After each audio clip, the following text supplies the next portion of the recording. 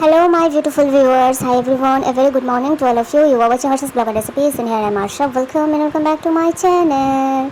So, happy Shashthi Navratri to all of you. आज नवरात्रि की day 6 है. So, आज माँ कात्यायनी की पूजन होगी. तो सुबह का जो पूजा अर्चना है वो मैं अभी कर रही हूँ.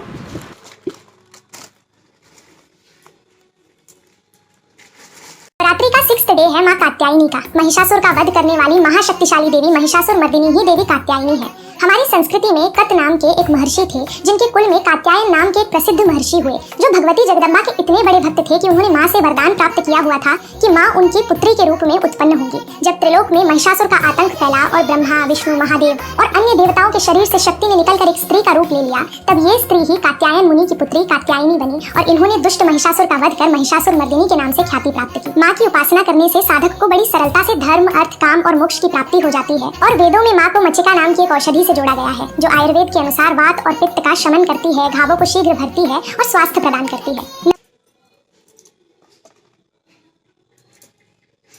माँ के 9 रूप देखे हैं आपने. एक स्टोरी डिफाइन करते हैं. सबसे पहला रूप है माँ शैलपुत्री, माउंटेन्स की डॉटर. सबसे पहले जो लड़की जब जन्म लेती है उसका पहला रूप एज ए डॉटर ही आता है. देन सेकंड ब्रह्मचारिणी माँ. ब्रह्मचारिणी माँ जो है वो एजुकेशन, लर्निंग फेज को रिप्रेजेंट करती हैं, जो कि वुमेन का सेकंड फेज होता है जब वो एजुकेशन और लर्निंग गेन कर रही होती है. तीसरा रूप माँ चंद्रघंटा, जो कि रिप्रेजेंट करता है एक क्रेसेंट मून अपने हस्बैंड का, जो मैरिटल ब्लिस को रिप्रेजेंट करती है क्योंकि थर्ड फेज वुमेन का शादी होता है. माँ कुष्मांडा, जो कि एक क्रिएटर है, जो कि अब रेडी है एक अलग लाइफ क्रिएट करने के लिए, और वो जब वो लाइफ क्रिएट करती हैं तब वो रूप आता है माँ स्कंद माता का, जो कि स्कंद की मदर है. मदरली फेस जो आता है उसके बाद विमेन का क्रिएटर के बाद वो होता है माँ स्कंद माता वाला रूप. उसके बाद रूप आता है माँ कात्यायनी का, जो कि अपनी इंटरनल और एक्सटर्नल फाइट्स लड़ रही है, जैसे कि माँ कात्यायनी ने महिषासुर से लड़ाई करी थी. उसके बाद आती है माँ कालरात्रि, जब एक्सटर्नल और इंटरनल फाइट्स के बाद वो अपने आप को प्रोटेक्ट करना सीखती हैं, जैसे कि माँ कालरात्रि ने शुंभ निशुंभ और रक्तबीज से अपने ही पार्वती माँ के रूप की प्रोटेक्शन करी थी. उसके बाद रूप आता है माँ महागौरी का. जब ये सब करने के बाद वो एक ग्रेटनेस ले आती है. महा का मतलब होता है ग्रेट. जब वो ग्रेटनेस ले आती है वो रेडी है दूसरी वुमेन को भी एम्पावर करने के लिए. उसके बाद आता है रूप माँ सिद्धिदात्री का, जो कि है दूसरों को सिद्धि प्रदान करने वाली. जब इतना सारा लाइफ में एक्सपीरियंस वुमेन गेन कर लेती हैं, उसके बाद जब वो दूसरों को सिद्धि देने के लिए रेडी होती हैं तो फेज आता है माँ सिद्धिदात्री का. जय माता दी.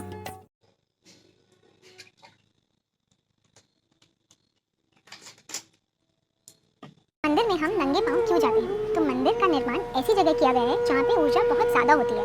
आपने देखा होगा मंदिर में एंटर करते हुए हम पहले स्टेयर्स को छूते हैं, हम साष्टांग नमस्कार करते हैं, ठीक उसी तरह नंगे पांव चलते हैं. तो साष्टांग नमस्कार करने से इन सभी चीज़ों से हम अर्थ एलिमेंट से कनेक्ट हो रहे हैं और एनर्जी को ज़्यादा से ज़्यादा एब्जॉर्ब कर रहे हैं. जिस तरीके से हमारे हाथों में चक्र है, ठीक उसी तरीके से हमारे पैरों में भी चक्र है. आयुर्वेदा में यहाँ पे मर्मा पॉइंट बताए गए हैं. तो जब आप नंगे पांव चलते हैं वो स्टिमुलेट होते हैं और एनर्जी को सर्कुलेट करने में मदद करते हैं और इस तरीके से हम ज़्यादा से ज़्यादा एनर्जी को एब्जॉर्ब कर सकते हैं.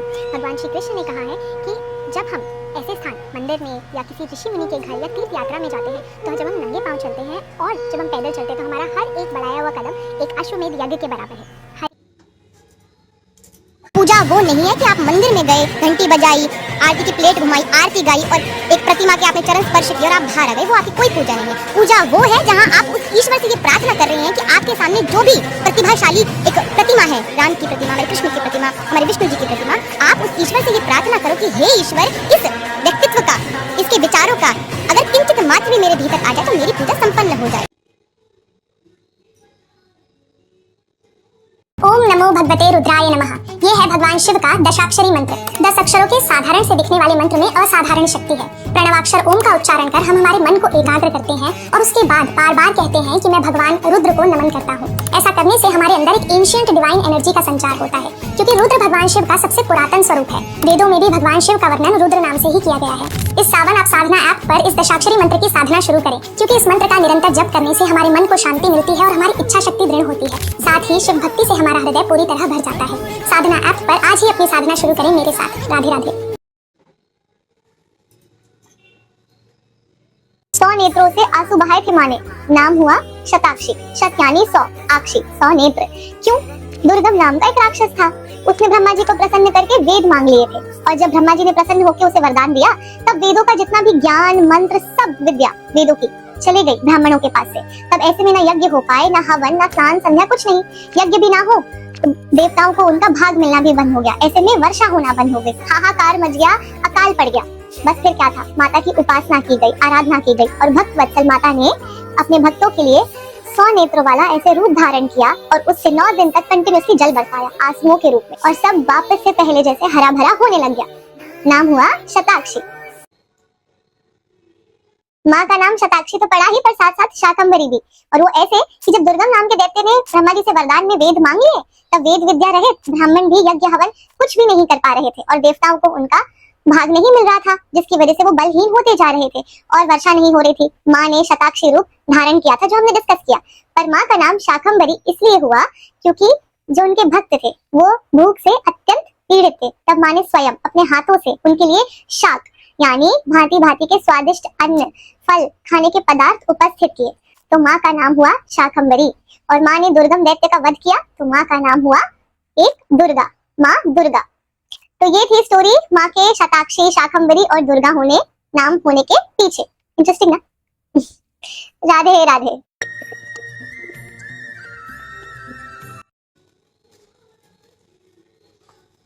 The fifth verse of Mahalakshmi Ashtakam. Adyantarahite Devi Adishakti Maheshwari Yogaje Yoga Sambhute Mahalakshmi Namostute. The one who is infinite, the one who is a primordial energy, the one who is born out of yoga, the one who is yogic knowledge.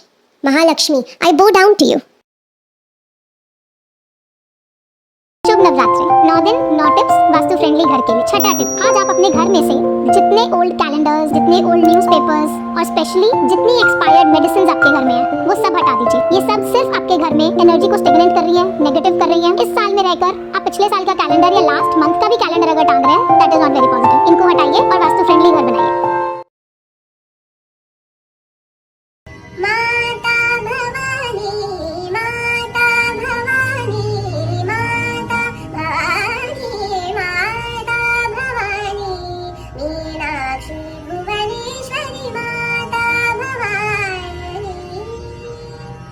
Wishing you all a very happy Navratri and Dashera festivities.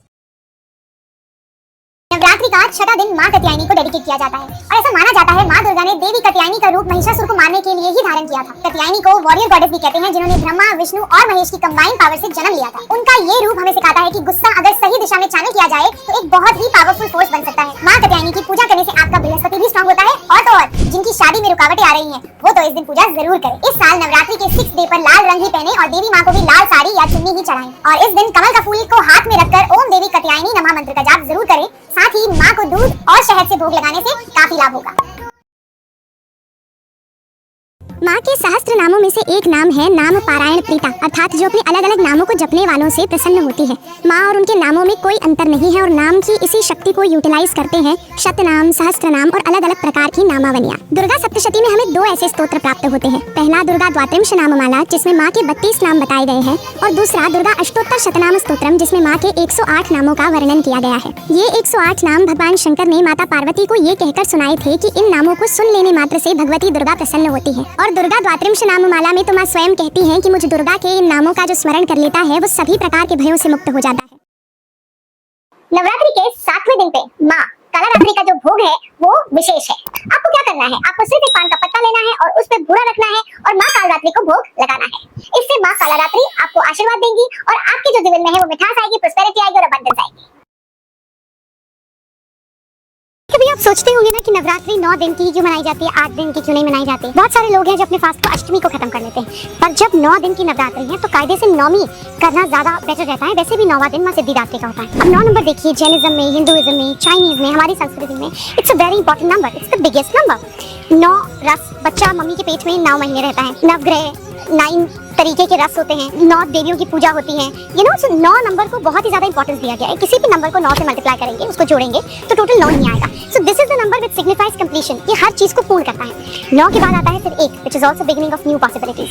Hence Navratri को इतना शुभ माना जाता है because आप जो भी काम शुरू करते हैं वो कंप्लीशन पर नवरात्रि में आ जाता है। तो आप कोई भी चीज मन में चाहते हैं, किसी चीज को छोड़ना, किसी चीज को अपनाना, जिस भी चीज को आप कंप्लीशन पे चाहते हैं उसको पूरी भावना के साथ माँ के आगे प्रार्थना कर पर्ची लिखकर नवरात्रि पर प्रार्थना करने के बाद उसका बीज बो दीजिए, उसको प्लांट कर दीजिए। Whatever you desire will be manifested. This is the power of Navratri. It is celebration of victory. It is celebration of completion. Enjoy this completion in your life by celebrating Navratri with this mindset. हमारी हर समस्या का समाधान है प्रार्थना में। आइए जानते हैं कैसे। तो हमारा शरीर 5 कोशों से भी बना है। अन्नमय कोश फिजिकल बॉडी, प्राणमय कोश प्राणिक बॉडी, मनोमय कोश मेंटल बॉडी, विज्ञानमय कोश इंटेलेक्ट बॉडी एंड आनंदमय कोश ब्लिसफुल बॉडी। और हर एक कोश एक दूसरे को ओवरपावर करता है और एक दूसरे से कनेक्टेड है। तो जब हम प्रार्थना करते हैं वो हमारे विज्ञानमय कोश से कनेक्टेड है। तो इसलिए कहते हैं जहाँ साइंस भी फेल हो जाती है वहाँ प्रार्थना काम आती है। फुंनि मताइरि पैसा सारिगो आरतिरिनाय अंके तहा तंगै आनि बुब्रामजो कजन बुब्रामजोनि एंगेजमेंट खाना आरो किसा सामं खायना हिनु वनसुक तंगा बनसना शिकांगा नि बसाय ताय हानि बुक्रानो मेरक संग चारि सिबायगोना Mobile còn lại là xin phun mày mà sao còn đi alo Hello, và chắc à chắc hả baby. क्यों चुपता है तेरा और मेरा फोन सेम नहीं है क्या तेरा 13 या 14 है रे मेरा 16 है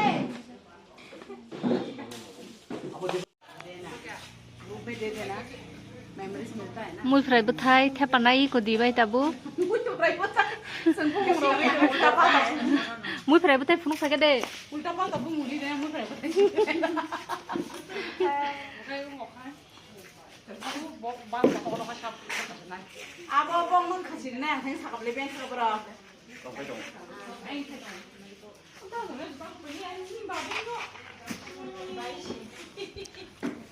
Ôi bộ khai mui phải bứt thay bồ đi bay nhỉ mui phải bứt thay.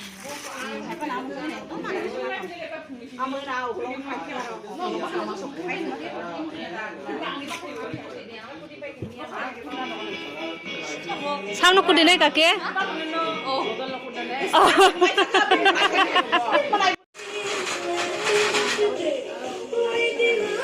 Đây có bride to be.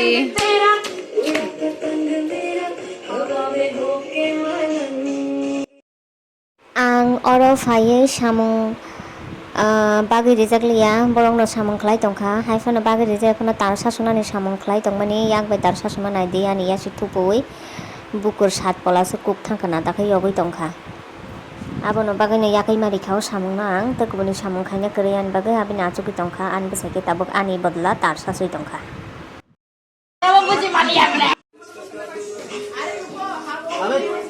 काम प्रोग्राम है इतना जल्दी से क्या है ब्रो सीधा हम समझ को not परसों Dorong pai mới khi chalai nai ko.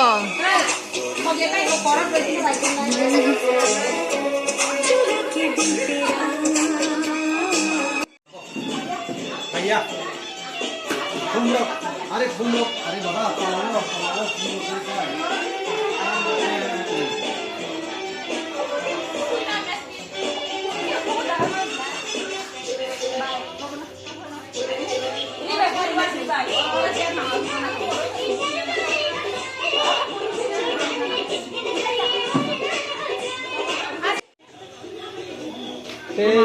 ते किचन के नो प्रोग्राम नोंनि थांगा दा बुगा 200 जन माने बापुरा सारि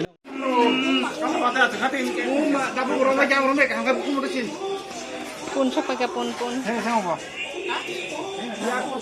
Ako na asa koi ke jing na mo. Ko na ya ko tu na hangkai ko kaki. Ini hari saka kai thaka. Nasi kare.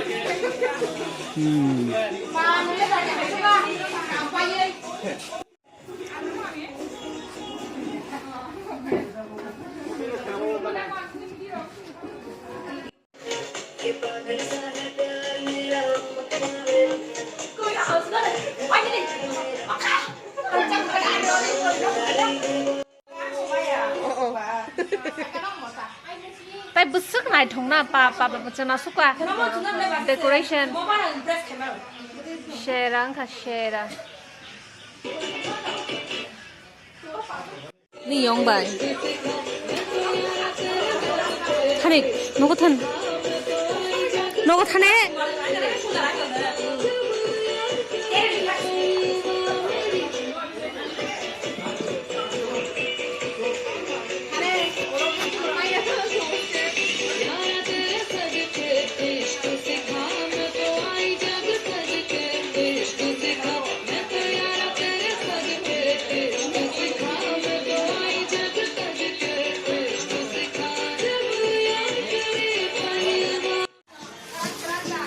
tao mất gì đẹp sao? Di sum rijak na. Ai black pepper Tao là sao? di sum rijak chai malia. Oi. Ih mo ki chai thani. Chai da. Nogo shok pai kha. Mane nogo phailai ka ta. Ora khai ta khum egi klang bai kha tai ko. Ta khum egi klang kha ora khai surprise. Iko.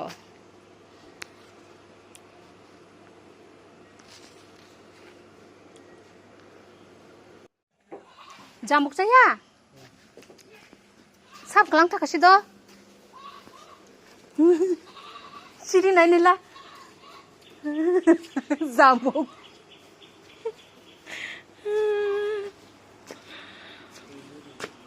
अष्टमी नवमी पूजा के बाद हमें कन्याएं कैसे बिठानी है। सबसे पहले हमें घर में कन्याएं 7, 9 या फिर 11 बुलानी है और कन्याएं 2 साल से लेकर 11 साल तक की होनी चाहिए। कन्याएं जितनी आ जाए उतना अच्छा है। अगर नहीं आती नहीं मिलती हैं आपको तो उनके नाम का निकाल के गौशाला में या फिर मंदिर में कन्याएं मिल जाती हैं, वहाँ पे उनको भिजवा दें। और एक उनके साथ लांगूर भी जरूर होना चाहिए। कन्याएं जब बिठाओ तो साफ सुथरा आसन बिछा के उस पर बिठाने के बाद उनके सबसे पहले पैर धुलाने हैं और अपनी साड़ी के या चुन्नी के पल्लू से उनके पैर पहुँचने हैं। उसके बाद उनको मोली बांधनी है हाथों में और तिलक करना है। सभी कन्याओं को लांगूर को तिलक करने के बाद उनके पैर छूने हैं। जैसे हम भगवान का पूजन करते हैं ना, वैसे हमें कन्याओं का भी पूजन करना होता है। कन्याओं का पूजन करने के बाद उनको भोजन कराना है। भोजन में जो भी आपने बनाया है, हलवा पूड़ी चने और सभी देना है। और जब भोजन कर लें सभी को बोलना है कि थोड़ा थोड़ा भोजन जरूर करें। और उसके बाद उनको दक्षिणा दें। दक्षिणा में आप कुछ भी दे सकते हैं। जब कन्याएं विदा होने को हो, जब कन्याएं जा रही हों, उनके हाथों में थोड़े थोड़े अक्षत थोड़े फूल देने के बाद उनसे बोले या तो आपके पल्लू में वो डालती चली जाएं या फिर आपके घर की तरफ वो फेंकती हुई चली जाएं। जैसे जब विदा हो रही हो तुरंत जब आपको ये काम करना। इस बार दशहरे पर आपको हनुमान जी की पूजा करना बहुत जरूरी है। दशहरा पड़ रहा है 12 अक्टूबर को, जो कि शनिवार का दिन है। तो इस दिन हनुमान जी का पाठ करने से आपको सारे सुख वैभव मिल सकते हैं और शनिवार को शनि भगवान के दोष से भी मुक्ति मिल सकती है। तो सबसे पहले आपको राम भगवान के नाम का राम जाप करना है 1008 बार और हर एक नाम के साथ आपको चने का एक एक दाना हनुमान जी के सामने रखते जाना है। फिर उसके बाद आपको हनुमान चालीसा का पाठ करके उनके सामने सरसों तेल का दिया 8 लौंग की कली डालकर जलाना है और उस दिए को पूरे घर में हर कोने में दिखाना है। और अगर आपके घर पे किसी ने मूंगा यानी कोरल की अंगूठी पहनी है तो आप उसको हनुमान जी के सामने रख दें, नहीं तो आप कार्नेलियन का स्टोन भी सामने रख सकते हैं और बाद में इसको आप अपने नॉर्थ ईस्ट कॉर्नर में रख सकते हैं। और चने का प्रसाद आप सबको बांट सकते हैं और खुद भी खा सकते हैं। तो इसी बात पे बोलिए जय श्री राम, जय हनुमान, हर हर महादेव। 16 सोमवार के ही व्रत क्यों होते हैं और महालक्ष्मी के 16 ही दिन क्यों बताए गए हैं? बेसिकली राधा अष्टमी से लेकर 16 दिन होते हैं माँ महालक्ष्मी के, जिन दिनों में वो हमको चंद्रमा की 16 कलाएं प्रदान करती हैं। राधा अष्टमी पड़ती है शुक्ल पक्ष की अष्टमी को और यहाँ से 16वें दिन यानी कि कृष्ण पक्ष की अष्टमी तक ये 16 दिन चंद्रमा अपने हर फॉर्म को, हर साइज को अज्यूम करता है। चाहे वो वैक्सिंग हो, चाहे वेनिंग हो, कैसा भी हो, चंद्रमा अपने जितने भी रूप रख सकता है वो इन 16 दिनों में रखता है। पहले वो आधा होता है, फिर वो पूर्णिमा का पूर्ण चांद बनता है और फिर से वो आधा हो जाता है। एस्ट्रोलॉजी को टच करके आए तो ये पता चलता है कि चंद्रमा जो है वो हमारे मन को, हमारे मन के भावों को रिप्रेजेंट करता है। तो माँ महालक्ष्मी इन 16 दिनों में हमारे मन के भावों पर विजय दिलवाती हैं 16 कलाएं हमको चंद्रमा की प्रदान करके, जो कि होती हैं अमृता, मानदा, पूषा, पुष्टि, पुष्टि, रति, धृति, शशनी, चंद्रिका, कांति, ज्योत्सना, श्री, प्रीति, अंगदा, पूर्णा और पूर्णामृता। ऐसे ही 16 सोमवार के व्रत रखे जाते हैं सदाशिव भगवान परमेश्वर की 16 कलाओं को प्राप्त करने के लिए। अगर आपको जानना है अगर किसी भी पूजा पाठ या व्रत के दौरान आपको अचानक से पीरियड हो जाए तो उस कंडीशन में आपको क्या करना चाहिए? देखिए, जैसे कि शादी वगैरह बड़ी पूजाएं होती हैं, उसमें अगर पीरियड्स आ भी जाते हैं तो जो पंडित जी होते हैं वो कुछ नियम बताते हैं जिनको करने के बाद आप पूजा में बैठ सकते हैं। तो जो आपने संकल्प सहित अनुष्ठान वाली पूजा करनी है उसमें आप अपने पंडित जी से सलाह ले लीजिए। और दूसरा ये होता है कि जब हम जनरल कोई भी व्रत रखते हैं और उस टाइम पीरियड्स आ जाए तो क्या करें? तो देखिए, उस दौरान आपको व्रत नहीं छोड़ना है। आपको व्रत और जो सारे नियम है उनका वैसे ही पालन करना है, बस आपको पूजा नहीं करनी होती। आपको व्रत भी करना है, आप उस टाइम नाम जप कर सकते हैं, बस आप भगवान के विग्रह को छू नहीं सकते हैं। बाकी कभी भी पीरियड्स को लेकर आपको अपने व्रत को नहीं छोड़ना है। आप पीरियड्स के दौरान भी व्रत रह सकती हैं।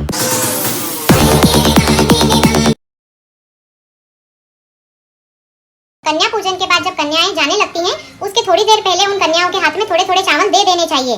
फिर कुछ ही समय बाद उन चावल को अपने पल्लू में ले लेने चाहिए और थोड़े से चावल अपने सिर पर डलवा लेने चाहिए। ऐसा कहते हैं कि जब कन्या रूपी देवी आपके घर में आगमन करती है तो वो अपना आशीर्वाद आपको उन चावल के रूप में ही देती है, जिससे आपके जीवन में कभी सुख समृद्धि की कमी नहीं होती है। जय माता दी।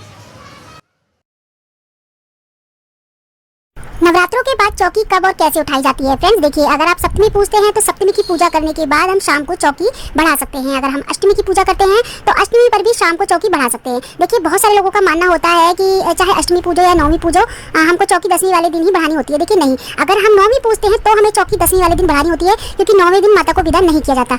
अगर हमारे घर में कोई मेहमान आता है तो उसे हम 9वें दिन विदा नहीं करते। अगर 7वां दिन होता है तो विदा कर देते हैं, 8वां दिन होता है तो भी विदा कर देते हैं, लेकिन 9वें दिन हम कभी विदा नहीं करते अपने मेहमानों को। तो वैसे ही हमको माता रानी को भी 9वें दिन विदा नहीं करना है। अगर आप 9वीं पूजते हैं तो 9वीं पूजने वाले 10वीं वाले दिन सुबह या शाम को चौकी बढ़ा सकते हैं। लेकिन 9वीं वाले दिन हमको 9वीं पूजने के बाद, कन्या जमाने के बाद, उसके बाद हमको थोड़ा थोड़ा चौकी को हिलाना होता है, कलश को, माता को, जो भी हमने मूर्तियां रखी सभी को थोड़ा थोड़ा हमें खिसकाना होता है। 10वें What is tarpan and how do we offer tarpan? Now when we offer water to the gods, it's called giving arg. And when we offer water to our ancestors, it's called tarpan, coming from the word trip, which means to satisfy. So when we do tarpan, we satisfy the souls of our ancestors. So how to do this and when to do this? According to the Vishnu Puran, if you're unable to do any of the other rituals, then simply every day during this 16-day period, between 11 AM to 12:30 PM, facing the south, you can offer tarpan. Now how to do it is sit with your left leg folded, take a tambe ka lota, put some black sesame seeds and akshat in it. You must pour water between your thumb and index finger so that it falls in this way. So while you're offering tarpan, remember to take the names of each of your ancestors with love, devotion and reverence. This is a simple yet profound act in reminding ourselves of where we come from and acknowledging the contributions of our ancestors in our lives and well-being. Modern science has made it pretty clear that even our DNA is a free gift that we get from our ancestors. So by doing these rituals, we help them in their spiritual journey and in turn, they shower us with blessings.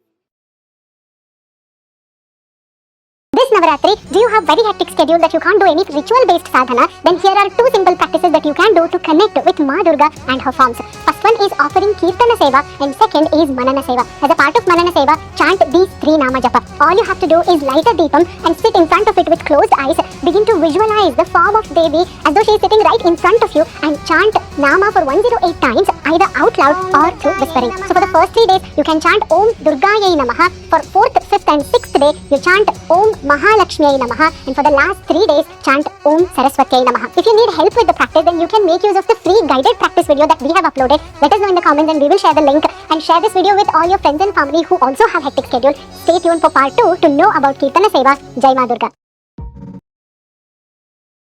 Navratri बस ये एक चीज miss मत करना, माँ की अनेकों प्रकार की पूजाओं के बीच में बस एक ऐसा स्तोत्र है पर्सनली जो मैं सजेस्ट करूंगी आपको, जिसको आप रोज डेफिनेटली सुने या इसका पाठ करें, जो कि है अर्गला स्तोत्रम। अब मेरा पर्सनल फेवरेट है जो कि तुषार जी ने मधुकैटभ विध्वंसी नाम से गाया है। इसका म्यूजिक बहुत ही ज्यादा सीरीन है, बट मैं इसी स्तोत्र पे इतना एम्फेसिस क्यों दे रही हूँ पता है? क्योंकि इस स्तोत्र का नाम आता है एक लॉक से, एक कुंडी से। जी हाँ, पुराने टाइम में जो दरवाजे हुआ करते थे उसमें साकर लगाई जाती थी। उस साकर को हम अर्गल कहते थे, जो कि चेन की तरह से लिंक्ड होती थी और प्रॉपर्ली उसे उठाकर दूसरी तरफ लगाया जाता था। तो हमारी लाइफ में जितने भी बंद दरवाजे हैं, जितनी भी रुकावटें हैं, जितनी भी चीजें बंद पड़ी हैं, उनको खोलता है ये अर्गला स्तोत्र। और इसकी जो रिपीटिंग लाइन है वो है रूपम देहि जयम देहि यशो देहि द्वेषो जहि। इसमें हम माँ को कहते हैं कि माँ हमको रूप दो, हमको जय दो, हमको यश दो और सारे अंदर के द्वेषों को हर लो, जो कि एक स्पिरिचुअल सेंस में भी देखा जा सकता है और एक मटेरियलिस्टिक सेंस में भी देखा जा सकता है। तो प्लीज इस नवरात्रि इस स्तोत्र का पठन जरूर करिएगा। आज के लिए बस इतना ही। उम्मीद शक्ति बेबी आप सभी को नवरात्रि की हार्दिक शुभकामनाएं। माँ के नवदुर्गा रूप में उनके नामों का अर्थ क्या होता है? जैसे कि पहली देवी है शैलपुत्री। शैलपुत्री का अर्थ है हिमालय की पुत्री। हिमालय में हिम का मतलब होता है बर्फ। माँ बर्फ की तरह सशक्त है, सख्त है, पर जब बर्फ पिघलकर पानी बनती है तो माँ उस पानी की तरह कोमल भी है। दूसरी देवी है ब्रह्मचारिणी। ब्रह्मचारिणी में चारिणी शब्द आता है चर्य से। चर्य का अर्थ होता है जाना या ले जाना, तो जो हमें ब्रह्म की ओर ले जाए वही ब्रह्मचारिणी है। तीसरी देवी है चंद्रघंटा।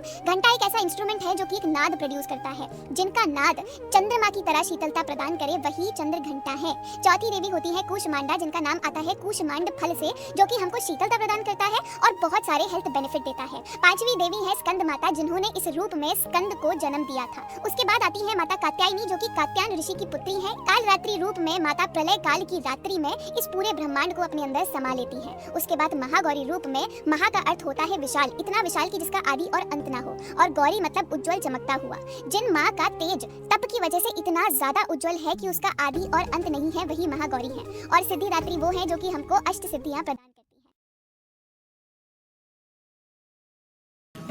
हमें शिवलिंग पे जल चढ़ाना होता है, इतना कंफ्यूजन हो जाता है, पहले किस पे जल चढ़ाएं? कभी गलती से गणेश जी पे चल जाता है, कभी शिवलिंग पे चला जाता है, कभी माँ पार्वती पे।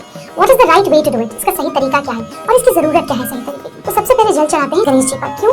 फादर से पहले बेटे पर क्यों चढ़ाते हैं? क्योंकि गणेश जी बुद्धि के देवता हैं। ये हमारी लाइफ की सारी ऑब्स्टिकल्स, जो नेगेटिव थॉट पैटर्न होता है ना, जो अड़चन होती है, जो खराब बिलीफ सिस्टम होता है, उसको रिमूव करते हैं। फिर माँ पार्वती पर, क्योंकि माँ पार्वती शिव की शक्ति है, हमारे अंदर के डर निकालते हैं। उसके बाद थर्ड चढ़ता है कार्तिकेय जी पर। ये सोर्स ऑफ एनर्जी, जब सब नेगेटिव खत्म हो जाता है ना, तब हमें ऊर्जा चाहिए होती है to create more energy like blood, तो हमारी सब तरफ एनर्जी आ सके, इसलिए कार्तिकेय जी पे। फोर्थ चढ़ता है नंदी जी पर, क्योंकि वो हमें लॉयल्टी सिखाते हैं, स्टेबिलिटी सिखाते हैं, परसिस्टेंस सिखाते हैं, which are important qualities to grow in life spiritually and financially too. इसके बाद जल चढ़ता है वासुकी पर, क्योंकि आप गलत लोगों को अट्रैक्ट ना करो, आपके आसपास पॉइजनस लोग ना आए, आपका थॉट पैटर्न नेगेटिव ना हो, उस सब को रिमूव करने के लिए वासुकी पे जल चढ़ता है, शिव जी के ऊपर स्नेक होते हैं। उसके बाद शिवलिंग पे जल चढ़ता है। जब सब नेगेटिव खत्म हो जाता है, तब हम प्योरिटी से, पूरी आत्मिक तरीके से शिवलिंग पर जल अर्पित करते हैं।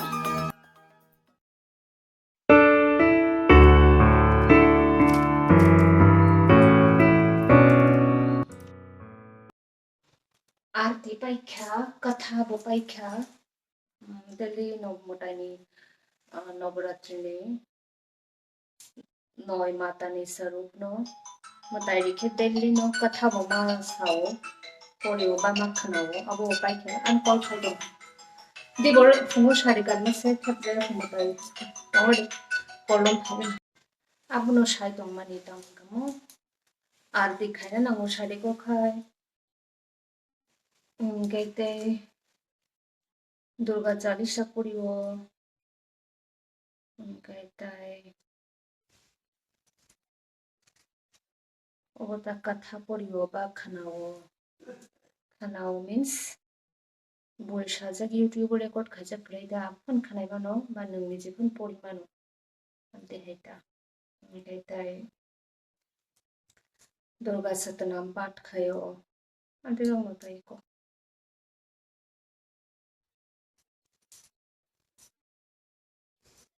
दाखा मामु संसिनाय दाखा मामु संनाय हरनि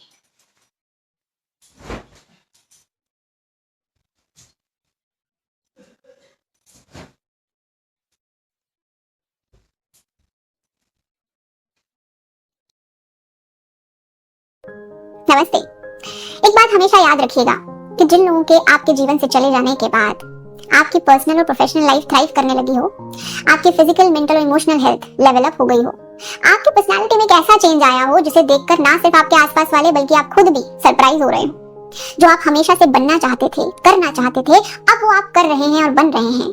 तो ऐसे लोगों के चले जाने का दुख कभी नहीं करना है। कभी कभी हम सोचते हैं ना कि ऐसे लोगों पर जो हमने समय खर्च किया, जो हमने प्यार दिया, सम्मान दिया, वो सब बेकार हो गया, हमारा तो बड़ा नुकसान हो गया। पर एक बात ध्यान रहे कि जो लोग आपके जीवन में रहकर आपके ही जीवन में कुछ अच्छा ऐड नहीं कर पा रहे थे, उनका आपके जीवन से चले जाना आपका नुकसान कभी नहीं होता है, आपका फायदा होता है। तो रिश्ता और इंसान वही सही है जिसे मिल जाने के बाद आप अपने आप से प्यार करने लगो। Keep smiling, keep shining. नमस्ते।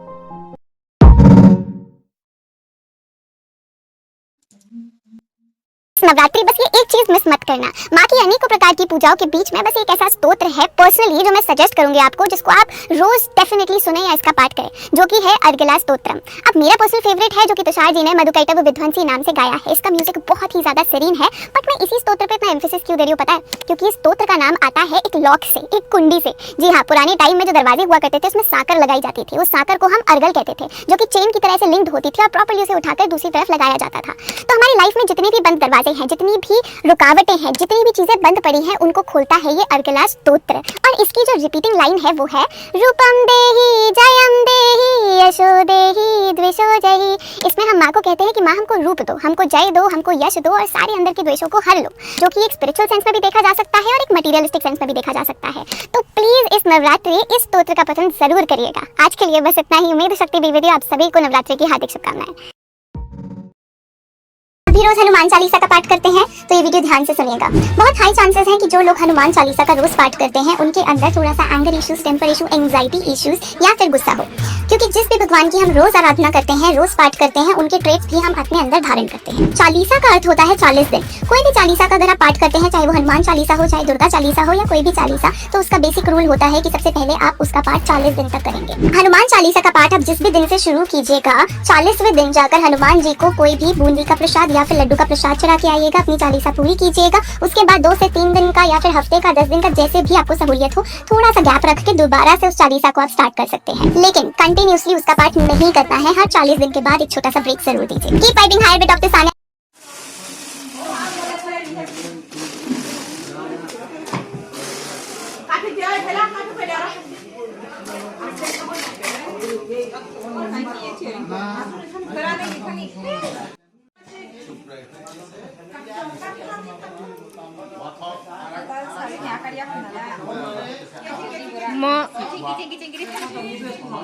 Muni na idea da.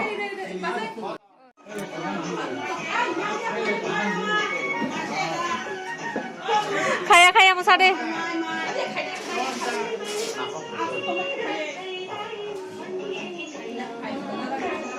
Salutep थे पलायु salutep.